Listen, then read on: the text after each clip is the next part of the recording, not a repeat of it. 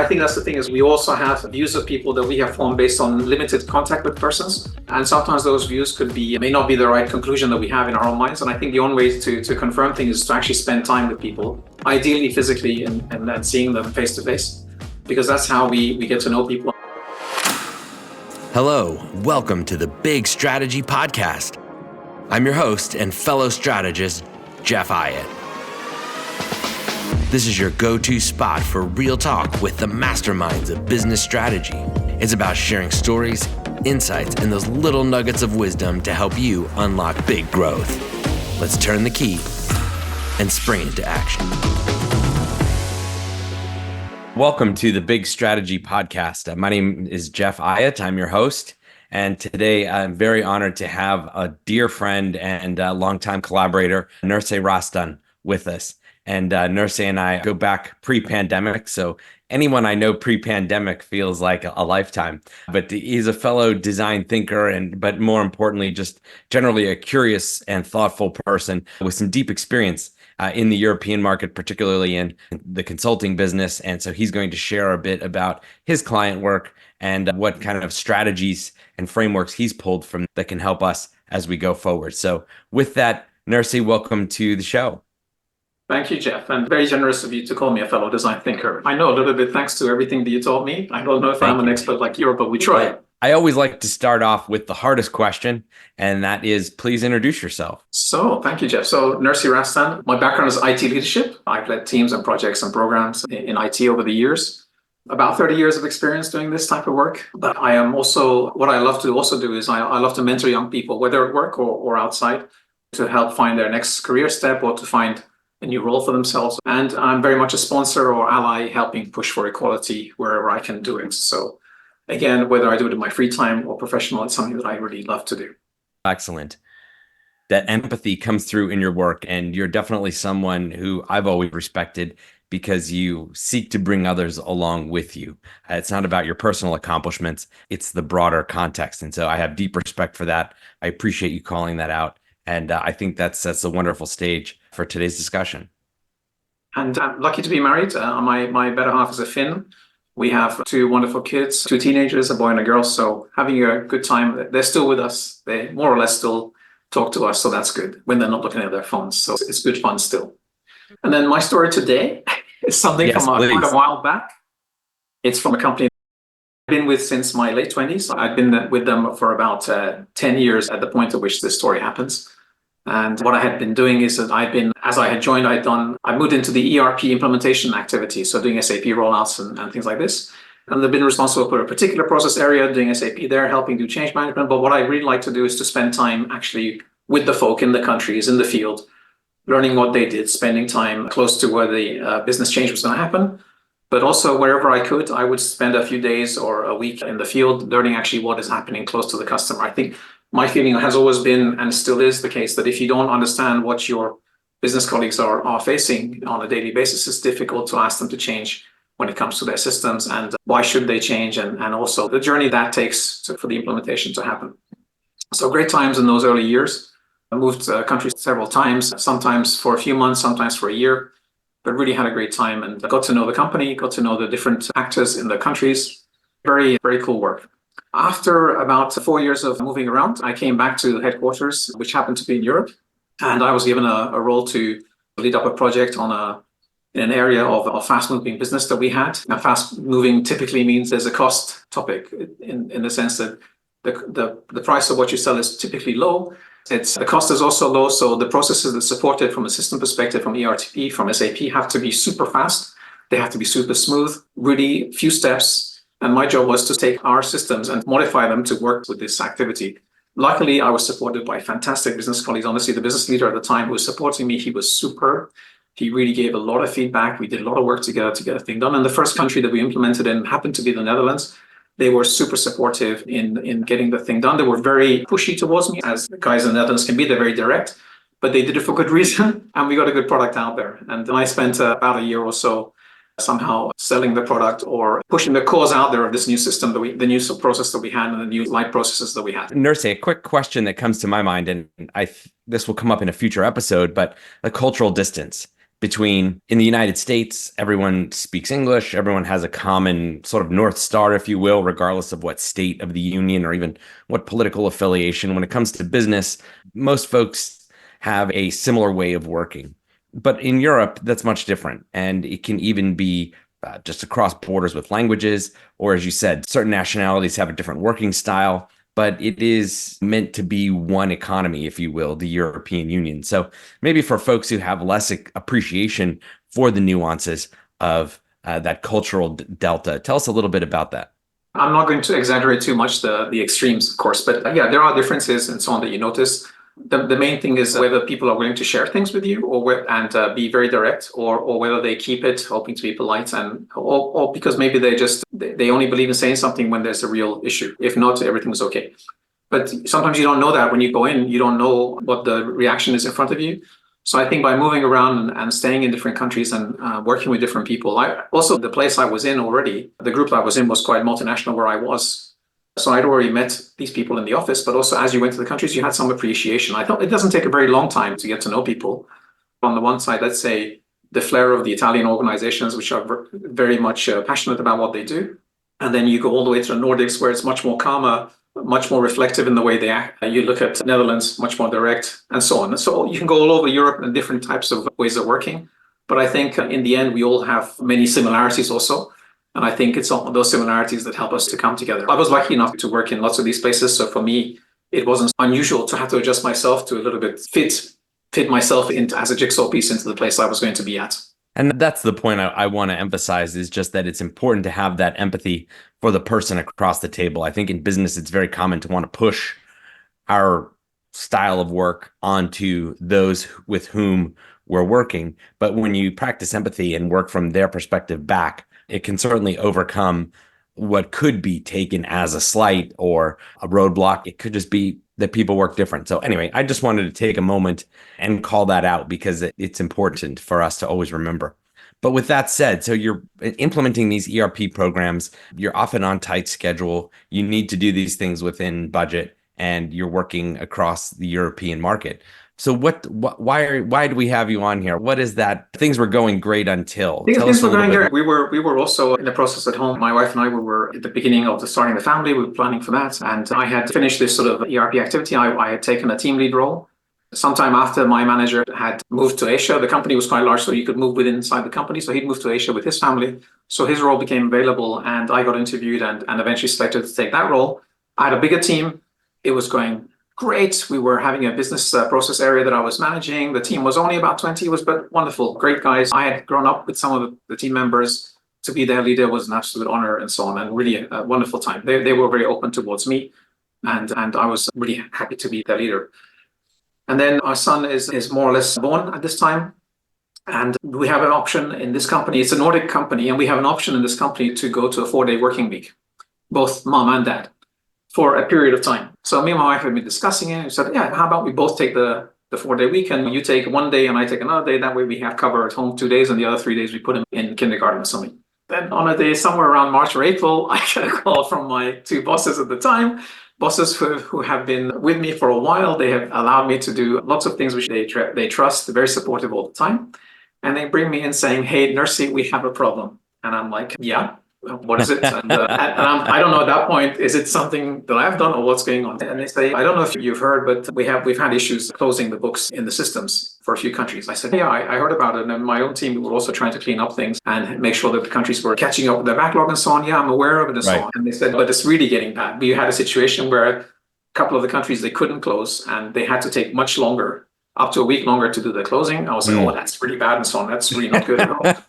And typically closing. You're feeling great about your 4-day week at this point. Yeah, I'm thinking great. And typically a country takes 2 or 3 days to close, but here this was taking more than a week or longer. And I was like, okay, so what's the thing? And then I said, I'm happy to bring more people from my team to help out to, again, clear backlogs or clean up or whatever you want. And they go, yeah, about that. Actually, we have a different topic that we want to speak to you about. And I'm like, yeah. Okay. You're still going for the week? Yeah, we're planning to go. We're going to start soon. Great. That might be a bit of a topic. I said, why is that? We agreed. We talked about it for ages. It's up to you, but we need you to come in and help run the central team that's leading this issue that we have of closing the books. I said, but Wow. why are you asking me? I'm not a finance person. I'm not an infrastructure person. Why am I being asked to do this? And at the back of my mind, I'm thinking silently to myself, what have I done to deserve this? Good job doing my team. And why am I being asked to help in a fire situation? Exactly. And they must have heard me or read my mind because they come back to me in a retortive way saying that, but Nersey, we need someone like you because you're trusted by people, you're a good communicator, you've been to all the countries, a lot of the people. We need someone who can stand up there to lead us out of this. And I'm like looking at them, thinking about this to myself, and I'm thinking like, oh, what am I going to do? At the same time, I'm thinking these are the two bosses who've given me all the chances in the last few years. Mm. They're the ones who supported me all the way. Maybe this is my way to pay him back or something. So I say, okay, I'll do it. Let's go for, I'll do it, but not more than 6 months, but I'll do it. And they go, okay. And I say, but I'll do it only if I'm allowed to continue reporting to you guys. And if I can also have a choice on my own team. And the reason I say that is because I know that the boss that they have is a tough cookie, very short tempered and fast to conclude. And I thought, okay, if I'm going to go and do something which is very difficult for me, I want people who I really know and trust and who have my back. And in terms of the team, I also know that several experienced people have over the years been a little bit, let's say, ignored or sidelined. But maybe I need some of them back to help me in an activity like this if we're going to have to restore things and get things moving. So that's the beginning of the story where I get pushed into this activity of having to rescue us out of a situation where we cannot close the books.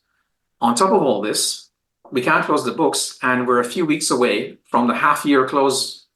This company is on the stock market. There's 60,000 people in the company. It's a 10 billion euro company. Wow. There's 50 something countries. So I'm like, we gotta really get the You're message the out man. very quick. We have Yeah. to get the message out there because we gotta have everyone play along in terms of what it is we need them to help us with. If we want to get the closing to happen and to actually get the figures out, everyone has to play their part in delaying or timing or planning things to happen at the same time. Whether it's the finance people, the managing directors, the factory leaders, or whatever, everyone has to work with us to get this done. It's not going to, probably won't just be something that we can solve with IT. We're going to have to also solve it just through good communication and organization. So really, I go into this with this in mind, and that's how we start the journey of figuring out what to do. So you bring up a excellent setup, and you bring in a few very interesting things. I think there's first that you talk about is I'm not a finance person. And I think there's a generation that looks at those types of instances and says they feel like an imposter. They come in and they say, I'm not 100% sure that I can do this. And they start to lay out all of the risks to taking on this opportunity. But you leaned into it, and I think your bosses were very articulate in why they chose you, and that it was your ability to bring people together, which is obviously vital in this situation. Would you mind just giving us your opinion on that? When you're called to do something and maybe your mind goes to the reasons why you can't, but then how do you latch on to maybe your boss's perception of you, which maybe you haven't fully internalized yourself, that actually I'm the person, I'm the one they're choosing because I have a non-quantifiable skill, i.e. bringing people together. Can you talk about that? Yeah, I was very lucky that certainly in that period of my career, I had been boss after boss. I'd only had great ones, really people who I would love to be working for, but also who really guided me a lot. And if they were going to ask me to do something, there was a feeling of, okay, I have a duty to help people like this if they're been supporting me all the time. If it was going to be these people asking me, I was somehow duty bound to do it because these are the people who gave me all the chances. And if they also asked me to do it, it's probably because they believe I can do it. So because that support had always been there. But the other thing was, because I had worked in the countries and I knew how difficult it was sometimes from central teams from a communication perspective to get their message across, I also knew why they asked me, because indeed, I know how difficult it is for central teams and IT teams to communicate with the countries. And since I had been in the field so many times, I understood why they would ask me. And therefore I felt, okay, honestly, if they're asking me, it's because they trust me and so on. But actually, I'm one of the people who can do this. There are also others, but I'm the one, it's my turn now. And I can say no. But then I don't know who, I couldn't think of anyone else they're going to go to at that moment. Probably there would have been somebody if they looked hard enough, but at that moment I couldn't think of someone. And these were people who really I trusted fully. So if they were going to ask me, I was always going to jump. I love that sense that you're saying you're duty bound. And I think that means a lot. I was talking to someone and they talked about kind of chalkboard reasoning or chalkboard logic, meaning in the classroom, it's very easy with numbers that work to calculate the ROI, or with a scenario that directly overlays a framework, it's very easy to talk about things or understand things in the abstract. But in reality, this opportunity that you were given, you were probably going to be called on in this capacity only a few times in your career, I would imagine. And there's a gravity to that and an opportunity that you leaned into. And I think that's unique. I think so. And also, as I said, the big boss on top was giving a hard time to everybody. And I also knew the people who had been responsible for this area, they were having a real hard time. I did it for my bosses, but also there was the colleagues who were out there who I felt that, my God, these guys, they don't deserve some of the things that have been told to them, or the way they've been handled. So I need to also go in and take some of the heat off them, but also I have no expectation here. Nobody has expectation of me. So what can possibly go wrong? So in that sense, there was that aspect of go for it, because in the end, even if some people are sidelined, you need to find a way to get them back to help you again. They can't just say, he is the guy who's going to take it away from us. I sit back and don't do anything. If the problem is so difficult, you still need even the people who are put away to find a way back again. And I needed to have that way back for them. Perfectly said. Tell us more about that. So my first activity was that we had to figure out what to do. The background to this had been that a few years before, about a couple of years, we were now on the second probably anniversary of a deal that had happened where we had outsourced our staff and services to the company who was running our infrastructure and our systems. We had still people inside the company, but they were like managing the vendor. But also what had happened is the people that had been in the staff transfer were people who were super senior when they were with us. So as we had reached the 2 years, they had probably also done their time that they had to spend with supporting us as a company. And they had probably found and been promoted and had taken other roles. I knew that some had already gone to other roles. I was very happy for them. And these people have slowly moved away. I think that contributed to the issues that we had, because as they had moved away, some of the attention was taken away from how our systems were run. Maybe the vendor did the best job that they could, but as you do a transition from people, sometimes things don't go as you expect. And if it happens across multiple people, then maybe things go wrong. And I think that could have contributed to this. Because what had happened is basically the system had piled up. Cleaning hadn't happened. Things had been running too long. People hadn't been doing typical housekeeping you should do in the way that we wanted it to be done. And all of this had caused issues. But also on top of that, because people had moved away and there had been a focus on reducing costs, some of the topics about improving the system in terms of upgrades and so on, they had been delayed and decisions have taken longer and so on. So basically, you also were in a situation where the system maybe could have been in a better situation than it was in terms of the hardware that it had. So both from a process perspective, things hadn't maybe gone as well, but also from a system-wide, it could have been more focused on them. And I'm sure these things contributed. That's so common, especially here in Silicon Valley, is you see a startup is acquired, the executives stay on through their earnout, but then at that point, they've been subsumed into the organization to the extent that they lose, or they've shared with me that they lose that original why that brought them there. But with them goes a good amount of not only tribal knowledge, but just passion for the project. And the people that take over view it as an assignment, not a passion. And that can be a dangerous place. Please don't get me wrong. I don't think people are being unprofessional or anything, but I think without question, if you lose sight of something, and you lose sight of enough things, even if they're all small, but they all contribute if they will happen at the same time.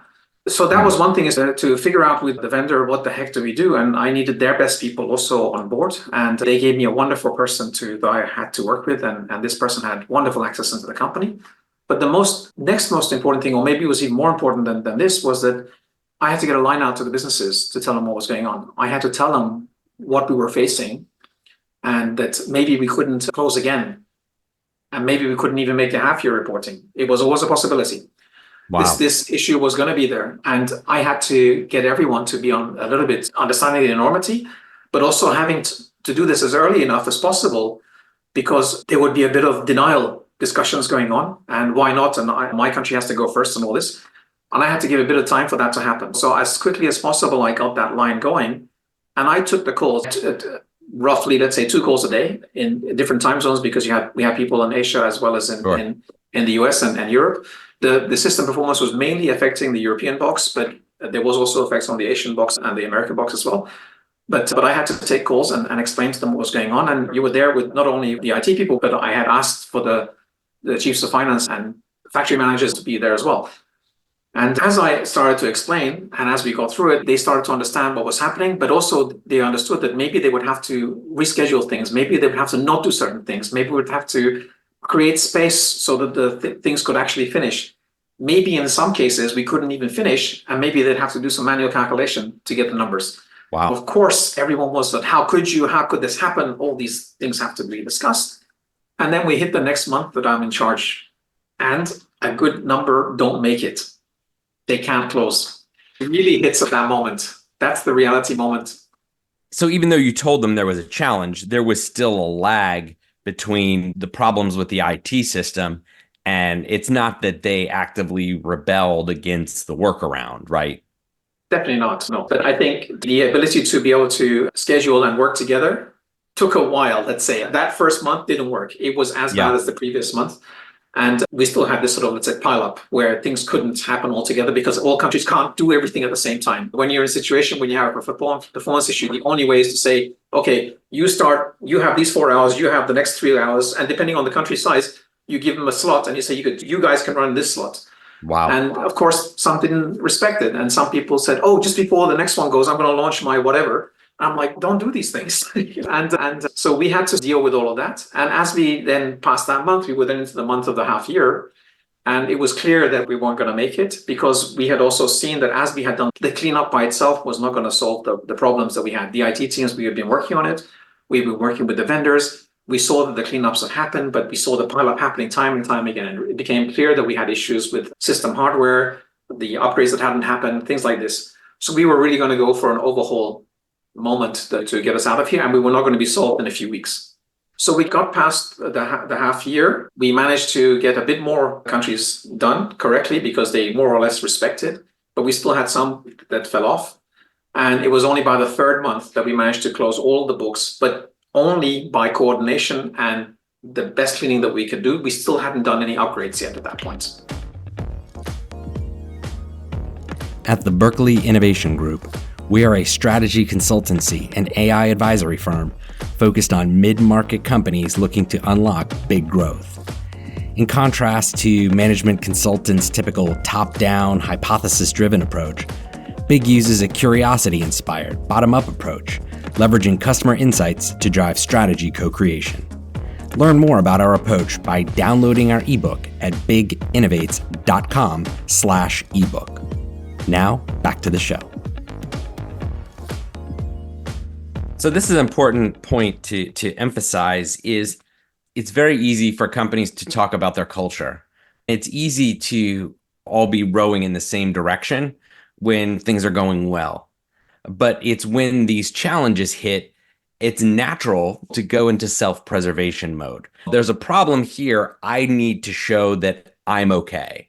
Versus saying, you know what, I'm willing to take the risk of the boss seeing that I didn't close my books because I forego my time on the server or whatever so that this other organization can get theirs closed. Maybe they have a bigger revenue component, maybe they have a bigger profit component, etc.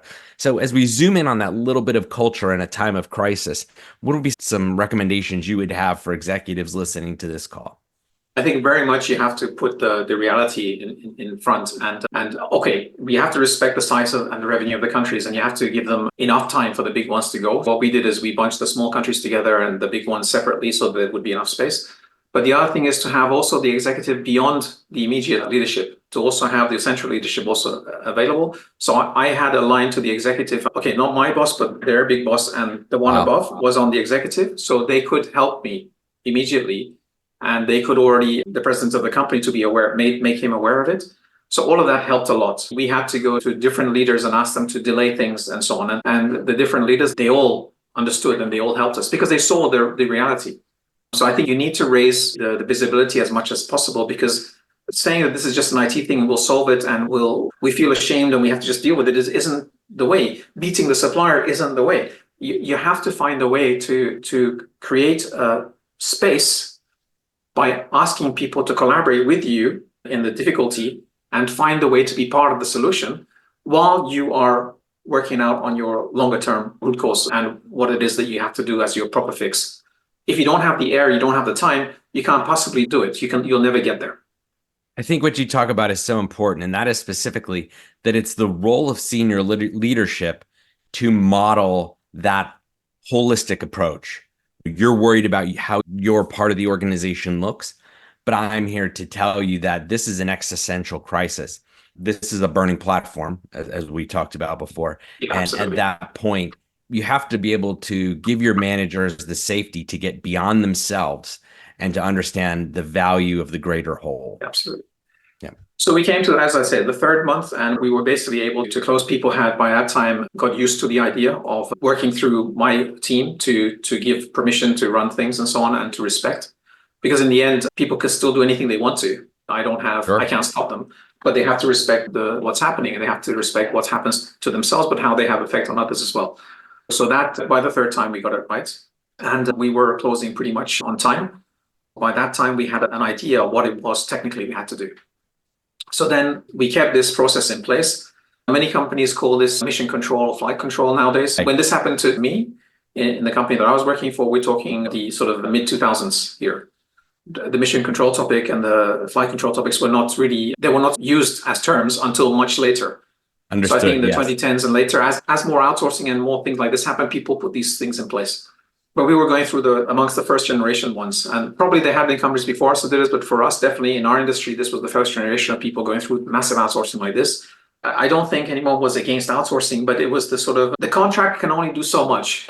Putting things at arm's length doesn't always work. I think you have to be there and accompany the change, and you have to let go at the right time, and you have to stay involved. You can't outsource and just expect things to work just like that always, especially in those early years where we were still getting used to it. And in this case, with the staff transfer, you can't do staff transfer and not look after the people that you have transferred into the new company and just say they're not our responsibility anymore. So a lot of this sort of empathy of leadership comes in as well, which I think you learn not to do wrongly. And I think we all have made mistakes, and I'm sure that, we as a company have made a mistake there. But for us, it bit us badly when the issues happened. It's interesting you bring this up. I found myself looking back in history quite a bit lately in terms of the current AI bubble that we're in. And are there analogies to the dot-com bubble? Are there analogies between NVIDIA and its success in building chips and some of the fiber optic companies back in the early 2000s when they were laying fiber optic cables? And is there a parallel there? I foresee a parallel between the lessons learned of the environment you're speaking of, outsourcing to lower cost providers who may be distributed among geographies. And I think some of the low cost outsourcing that will be sought through the use of AI and for certain back office functions. Do you think do you foresee any parallels as I make that analogy? I think so. I think, what happens in these situations is that from a management side, there's this need to want to save and the opportunity of the productivity gains and so on. And of course, as soon as the decision is made and the thing is signed, there's this feeling that, okay, it's done. And then on the teams that are affected, two things happen is that one is that I can't possibly keep up, or, oh, if they've decided to go ahead with this, I'm going to just go ahead and do my thing as I did before. And I think what happens is this feeling of disengagement happens not only at the team level and the people who are maybe experts, but also at the senior level, where people are just happy that they made a decision and that's done. It's like you when you get married and it's solved and that's it. You don't realize that it's like a lifetime of activity and there's lots of ups and downs and things don't always go as planned. And then when the kids come, everything goes upside down. Out the window. So all these different phases happen, and you can't just let go of things. And I think that's the thing when you have to learn here is that whether it's the management or it's the team that's going through the change, you can't just disassociate yourself with it for whatever reason, whether it's because of fear or because of exuberance. You can't say, because of these feelings, I distance myself. So you have to still stay involved. You have to understand it. You got to get your fingers dirty and remain to a point at which you feel as though things are working. So I think the lesson here is that with AI, the best thing to do is to still keep involved, do the basics, a little bit understand what's happening. Don't leave it to the experts, and don't think because so much is out there that you are now too far away from it and you can't possibly catch up. It's not like that. Just get involved, get close, and you will get to understand it better and better. I think the key takeaway that I'm hearing from you is the importance of keeping humans in the loop. Absolutely. And I think keeping the interest there in terms of whatever activity you do.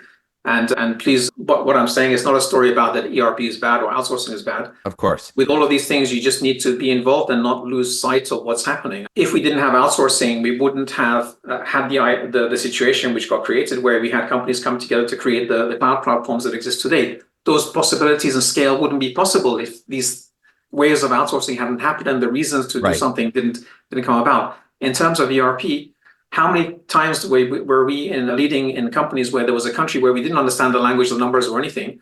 And guess what? In that country, no one ever dared to go on and implement ERP. Guess what? Some catastrophe, some financial irregularity happened there, and we couldn't see it because it wasn't in ERP. So you do need to implement ERP. You do need to have these outsourcing because all of these things help make things more standard, help make things visible. In terms of cloud, make it more scalable. So all of these things still need to happen. But as team members and as managers, we don't want to be in a situation where we make our team members feel that they are of no use or that they feel disassociated. And certainly as senior leaders, we don't want to be in a situation where we feel just because we did this, I can now go back to doing sales and everything else that I did. You still have to keep a finger on the pulse and understand what's happening. It's the same topic on security. We've seen it happen in cyber before. You have to still stay involved. You can't just leave it to the technical guys to solve it. 100% correct. I totally align with the fact that perfection's the enemy of progress. If we wait to have a perfect zero fault ERP system, we would never have ERP, just as an example. But I think you present the other side clearly, and that is that we can't hand it off and expect the other person or the other system to handle what was once our responsibility. The story continues though. I basically stayed another 3 months where we basically did the hardware activity and thing. And I am not the infrastructure guy at the time. I'm more an application guy, but I really got to learn a lot about hardware and working with infrastructure teams in terms of what it is to replace, what it is to upgrade, what it means and so on. And really we got to a situation that after 6 months, things were okay. By that time, I still kept the old responsible and teams informed or involved. And I was able to walk away and ask them to take back over, and they were gladly taking it. And I went back to my old activity because I wanted to finish my 4-day week and I wanted to look after my kids and so on. And I went back to my old life. And then about a year later, I had an opportunity. We had an opportunity as a family to move abroad again, and we decided to take it and go to the Far East. And about a year after that, I got promoted. And I asked, why did I get promoted? And they said it was because of the burning platform activity that you did. Everyone knows who you are. And they felt that as soon as the opportunity came, we would give you that possibility to get the promotion. So that's how the story had a nice ending in that sense for me and also for the company because things are working. Many years later, about a decade later, we were in a situation where, again, we were changing provider. But by that time, we were in a situation where the idea of mission control and flight control was understood. And even though we hadn't been so active when things had become stable, I think when it came to the time of the transition that we were going to have the decade later, the idea was reintroduced and then the transition was much more smoother. Again, there was a bit of a hiccup and so on as you do when you transition from one provider to the next. Sure. But it was something that we could manage. We certainly didn't have any issues closing or anything like this. It wasn't that type of a problem. And we didn't have any issues with results being difficult to handle or anything like this. So that was good. But by that time, things had a name. They were either called mission control, they were called flight control, whatever they were called. By that time, these things had a name. I was not personally doing it, although, again, I was one of the people supporting it happened. But I think many companies now have this in place. And as they go to difficult periods, they typically put these processes in place and keep it going on a forever basis. The biggest takeaways for me from your story are, first and foremost, the importance of a common culture, a common spirit, but even at a more tactical level, a common language. And so whether it's mission control or flight control, whatever you want to call it, that means something. And unfortunately, it will mean different things to different people until they've been through it.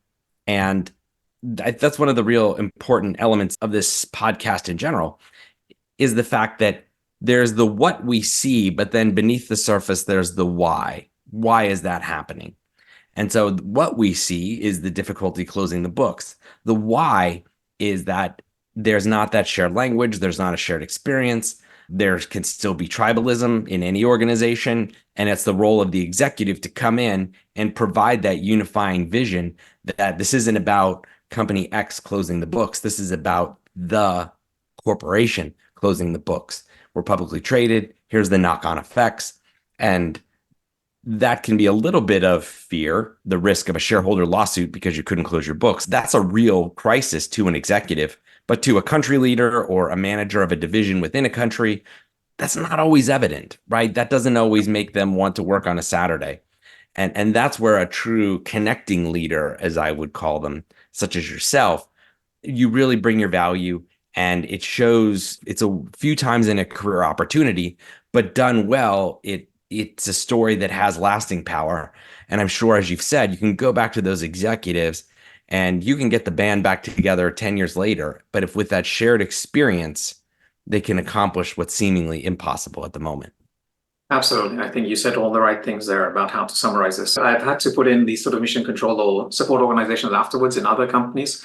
And there's always a discussion, but why do we need to do this? Because it hasn't happened to some companies, these things, or something smaller has happened and they don't see the need. But then you have to take them through, you have to start early enough, the topic, the discussion, maybe sometimes a year in advance of the actual thing being ready, to be able to take them through all the different scenarios to explain to them why you need this. Why do you need the headcount to be there to be able to do this activity? Because if you don't, these things could happen. And look at these examples of other companies outside, or maybe other companies within in the group that maybe have had a bit of difficulty. Had a thing like this been in place, maybe it would have been solved. So I think with experience comes that possibility to tell not just this story, but similar stories where people can understand and help you to actually put such things and teams in place. And you touch on that. I had a client who went through a security breach of their main systems. The people in the organization certainly spoke a good game about digital transformation, but it wasn't until the act actually happened that they understood this is actually a fundamental risk to our business. Yeah. And we need to make these long delayed investments. We need to take this individual who in the organization, maybe later in their career and maybe tied to the way things were, use that as a wake up call to really jar the organization. I think many organizations, many executives I know point to COVID-19 as a catalyst for this, because remote work broke down a lot of the informal systems. In your experience, when you go into another organization, what are some effective strategies to actually paint that level of urgency where it may not inherently exist? You can't always go on the catastrophe discussion. It's not always possible because maybe that doesn't ring true for that company, or maybe they think you're too alarmist. So you have to a little bit figure out your message. But I think the other aspect is the aspect of building contingency, I think, and prevention, and just good housekeeping and good practice, and showing examples of where it does work, not because disaster had occurred, because actually things were smooth. I think you can also show cases of where things were running perfectly smooth, but then explain the reason it ran smooth is because we had this process in place. These teams were doing these things, the vendor was doing that, we were doing this, the communication was in such a way. And I think people are, if once you paint that picture of logic, I think people are also willing to go forward and join you and also make the investment necessary. But the thing is, you can't do this last minute. You have to do it as soon as you go in. If you're going to inherit a project which has a activity or a team which has this type of thing that's coming, where you do need to invest in this type of solution at the end, you can't do this at the end. You have to do it at the beginning, because there's a lot of denial discussions you have to go through. And why should I? And I don't have the money, and I don't have the people, and I don't want to prioritize this. Why is this my responsibility? So you have to give time for that to happen. Otherwise, you can't do it in a matter of a few weeks. You can only do that when disaster occurs, when you can get suddenly everyone together. But typically, disasters don't always occur, and you don't have the benefits of a burning platform to help you. You have to create the logic and the understanding in a different way. I think you said something very important there. You don't have the benefit of disaster. If we go into these situations with a binary mindset, meaning I'm going to get this organization to digitally transform, right, across the enterprise, that's something that's set up for failure, frankly, in my experience. And like you said, you build the wins where you can, either if they're through forward-looking leaders who control the budget of a department and are willing to modernize that department, or you simply find a system that's so old that just by natural upgrade cycles, they move to the next version, the next revision, the next generation, etc. And my experience is you have a sort of a topography of the organization as it relates to their digital transformation. As the consultant, it can't be, I told you so. It has to be, hey, so-and-so over here did this. Can I give you their playbook? let's bring that person in and make it more of a learning forward kind of group, as opposed to I'm right, you're wrong, you have to listen because we're in crisis. That dynamic doesn't work in the long run. No, but it's the same discussion that you mentioned, the topic of AI earlier. It's a bit like that now. It's that there's the horror story and the extreme nirvana that some people paint. The point is that Yes. you need to a little bit be aware and listen to them, get excited by the possibilities, however unusual they might seem, but also be aware of some of the risks that are there. But it doesn't mean that because of the extremes, we decide to get paralyzed and not do anything. Actually, those extremes are extremes. The thing is, go forward a little bit and be a little bit informed, because it's worth your time, your investment to be part of it and not get left behind. And that's the thing again here. It's just good logic to go forward and not to just wait until it happens.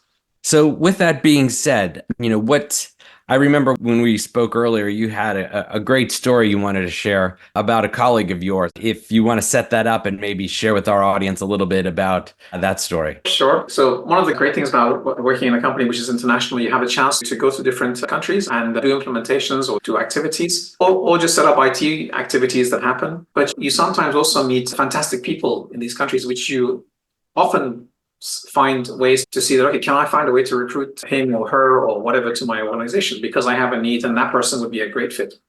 So such a person is found as across our activity with people who have been working in this country and so on.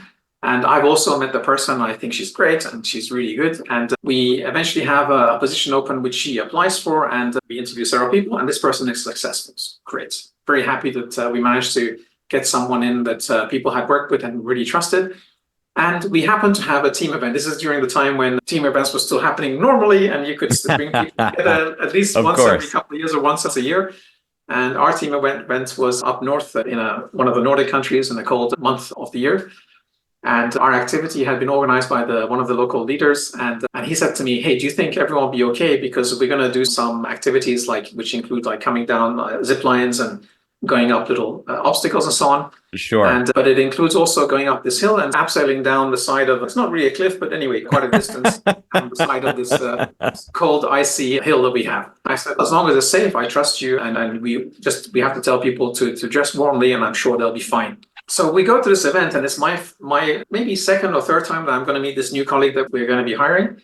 And the only thing is the interview and so on went really well, and the person joined. But myself and also some of the other people who don't know this person have noticed this topic of this hesitation in the activity in the way that the person operates, and always questioning everything that happens, but also in a way that I'm not sure that, okay, is it because they don't want to do it, or why is there so much hesitation in everything that happens and every activity we do? And I thought, okay, but I don't really know the person. Since this team member and the other team member have worked with her, I'm sure she's great. So I'm going to trust the thing. This is at the back of my mind, and other people have mentioned this to me. Other people in the business who come to me and said, hey, the new person's good. Did you manage to go to this country and recruit?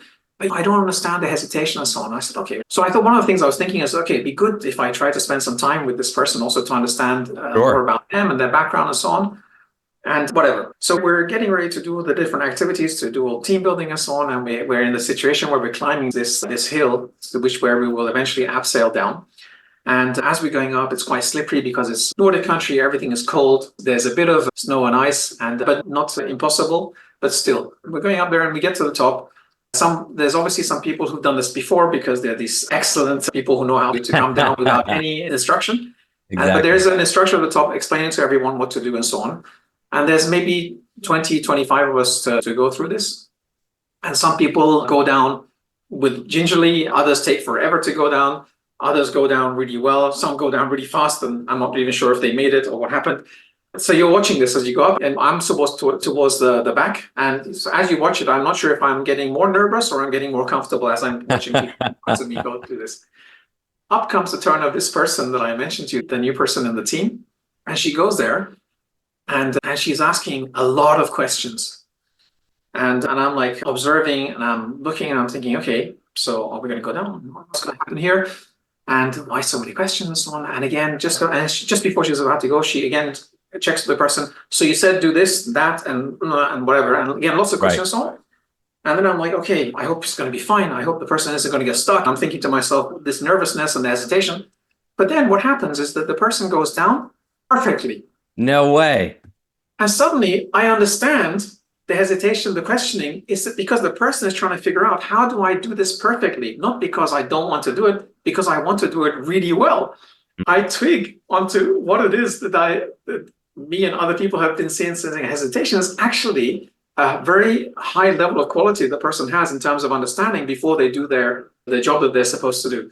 Yeah, that's a beautiful example of practicing that deep empathy and really and this is why I call you a fellow design thinker, because you share that curiosity for understanding the other person and understanding their motivations. And that is what makes you a great connector of organizations I think and teams you learn a to lot. tackle what seems impossible. You learn a lot. I'm not saying everyone should go and send their team abseiling to learn these things, but I think I wasn't expecting to learn this either. I was thinking we'll have a dinner and learn something, but actually we saw it in the activity.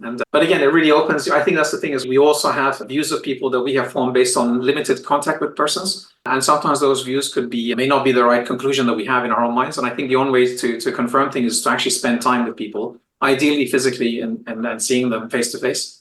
Because that's how we get to know people, and once we work with them or spend more time with them, we get to understand their gifts and the strengths that they have. Without question. And I think there's a lot of debate around return to office, and sure, my life is better because I can be available to pick my children up after school, etc. But the point being is that there is still something to be said for that contact and that teamwork that maybe can't be planned. Even though this was a dedicated offsite, the fact that you put people in a position where they had to rely on each other, whether it's kite sailing or whether it's in an ERP implementation, creating these opportunities for people to build those interpersonal bonds is what really drives team. And I know there's not a direct ROI. I know we're in an environment where costs are being closely managed, and also an environment where I think there's organizations that are looking at AI as a panacea of cost savings. And why invest in this team if there's a non-zero chance that they get replaced in a short period of time? And I think that sort of mindset is short-sighted. I think it goes a long way to investing in people. It's cliche, but a favorite saying of mine. What happens if we invest in our people and they leave? What happens if we don't invest and they stay? And we've all seen that organization where they don't invest and they stay, and the results speak for themselves. Look, Nersey, this has been an incredible conversation and a wonderful deep dive into not only a situation where, yes, there was a happily ever after, but more importantly, what it takes to be a leader in this situation. And we can all take from that. So thank you. I'd like to end the discussion just with my favorite question. This is from Design Thinking, of course, and that is, what haven't I asked you that maybe I should have? What do you love doing today with the sort of mentorship activity that you do, or the sponsoring work? So yes, please tell us more about that. I think I have the chance to mentor be part of an organization which mentors migrants, young migrants, so below 30, who for whatever reason find themselves in a new country but don't quite know how to get going in terms of many things, especially around career. And the organization I work for, we commit to 6 months with that person, meeting them once a week for up to a couple of hours, whether it's remote or physically. Ideally physically, if you can, of course, to help them find their way, to look at their CV and so on. So for me, that has been a wonderful thing to get introduced to. And in my case, my mentee did find a role. And in other cases, the 6 months finish and the person moves forward, but they are still looking for a role. So I was lucky enough that we were able to complete that journey with my mentee. But that was a wonderful experience. And the other thing that I've been also recently doing is I got accidentally involved in doing some allyship work and supporting organizations in discussions around equality and so on. Of course, it's something that I've always been interested in doing at work and trying to have balanced teams and all these things, but never particularly did it as a personal passion to do. And that's something I've been a little bit more involved in, but linking that with the mentorship and helping young people in general with career things or through pushing equality, I think has been a super experience for me. And it's really opened my eyes to the sort of things that we can do. And if we have free time. And as our kids have got a bit older, there's a little bit more time to do this type of thing. I think we all have a desire to be of service to others, but there's always a million excuses. Take us inside of that journey. I talk about intrinsic versus extrinsic motivation. Extrinsic motivation, external forces are moving me to action. Intrinsic forces it's based on my beliefs, it's a passion, it's fundamental to who I am, and as this clearly is to you. And what the key is that motivation, what flips the script from that's nice to I'll invest and commit myself to something. What was that moment for you? I think the mentorship is, I had been thinking about doing something, and the idea of mentorship had crossed my mind. I had actually done mentorship in terms of helping founders perfect their pitches. I am not a founder in that sense, in the sense of having done a startup, but giving someone feedback on their pitch or on their slides is something I can do because I've done many slides to many executives. So of course, to be a volunteer doing that, I've done that a few times a year. So that part of mentorship I had experience, but I hadn't mentored anyone like more closely than that, especially not a company of 6 months. What made me flip the switch is I saw a couple of people in my network who were doing it with this organization, and I knew those people who were doing it, and I thought, if she or if he's doing it, it must be pretty good because they wouldn't give up their free time for nothing. So then I thought, okay, let's learn a bit more. And I went to the info sessions, and then I was like, when I heard what it was all about, I thought, I gotta try this out. Okay, it's only 6 months. How difficult can that be? Once I started it, it was an absolute eye-opener in terms of the things that you learn from others, but also that maybe there is something that I can give in terms of motivation that can help the person. That was really cool as well. And so that was a real good start for me. It doesn't mean that every person that we have a chance to help in a mentorship or journey is going to work out well with us. But in this case, it worked out really well. So for me, that was a huge motivator. The topic of helping the gender balance topic and the gender equality, that was something that's been going on for a long time for me. I grew up in a Nordic firm, as I said, so I've had 6 female bosses in my career, and I've been in a lucky situation to have many balanced teams. So for me, the standard, let's say, was already quite high because of what I've been through. And I had, since leaving that organization and working in other companies, you realize that there is a big gap in terms of where people are in terms of gender parity.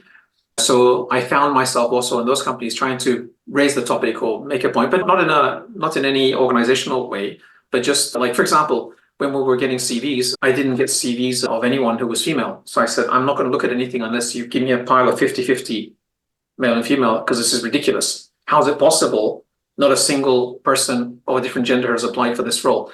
So not because I just want to make sure I get the choice to be able to choose. Yeah. So these type of things you do as a manager, which are small things, but also have big consequences at the end. So for me, that has been something I had experience at work, but also had some activity. But then to do it as an activity outside work, it only happened because I got invited to a couple of talks, and I then asked some questions, and then people in the meeting said, "Why don't you get more involved?" And I'm not doing a lot, but I go to events that I can do some. If there's like we did a run the other week in support of one organization, I helped do that. I run very slowly. It's like you walking backwards. But well, still, that's it was a nice. thing. Slow running is a thing. Slow running is a thing. Yeah. Don't knock it. Exactly. Yeah. So for me, it's like slow eating, isn't it? Yeah. You enjoy it more. You taste every pain in every bone. So, yeah. So Americans can learn from that, but I digress. Carry on. Every muscle, you feel everything. So that activity, I think, has been glad. I'm no expert in gender parity, I think, but I think we can all do something. If we can, we should speak up or model or sponsor or promote in whatever way. I think we should do it because we are very far away from anything out there, especially if we can compare ourselves to the Nordic advances, where they managed to get to. Most countries are very far behind. So we have a lot to do to catch up. So I think anything we do is good. Luckily at home, I have one of each, a girl and a boy, but to be able to do something a bit more on supporting this both at work and in my free time is really a wonderful thing to do.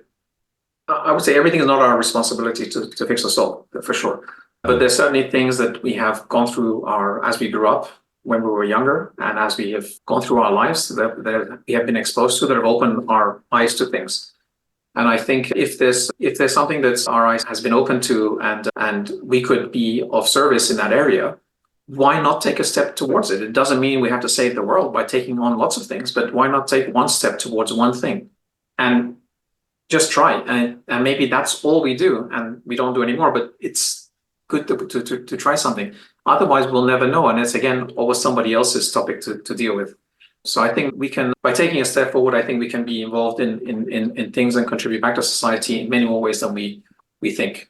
I love that topic. There's always one thing we can do, and it shouldn't matter why we do that. It should matter that we do that. And my phrase is to be of service, but it ties back to the work that we talked about with change management. if you lead by example in terms of gender equality or ethnic equality, et cetera, and that becomes the day to day, when a crisis hits, you fall back on that value. If it's something that you're doing for window dressing, it's easy for it to be pushed aside by more urgent tasks. This is an important project. Maybe it is, but that doesn't mean that you necessarily have to sacrifice yourself. And I think it comes back all the way full circle to that idea of digital transformation. And if you're doing a little bit, don't view any one task in business, be it digital transformation or whatever, that it's an all or nothing type endeavor. If you break it down into achievable goals, achievable milestones, you can have a bigger impact. You will look back at some point and have a bigger impact than you ever thought, rather than just waiting for that perfect moment or that one opportunity to make a wholesale change. And also setbacks or things that we don't do which align to those values don't mean that we don't have the right to try again. We don't have to be saints to be able to do any of this. We don't have to be athletes to be able to move. How many times have I done something in terms of movement and haven't done it for a while, and then not been so happy with myself, maybe has not been as good as I wanted it, and then said, okay, we try again. Same with topics of gender balance. How many times have I misspoken or said something which I didn't mean anything by, it was perceived wrongly, and perception is always the truth. Correct. So no matter what we thought, it came out in a different way than we had intended. So it doesn't mean that I have no rights to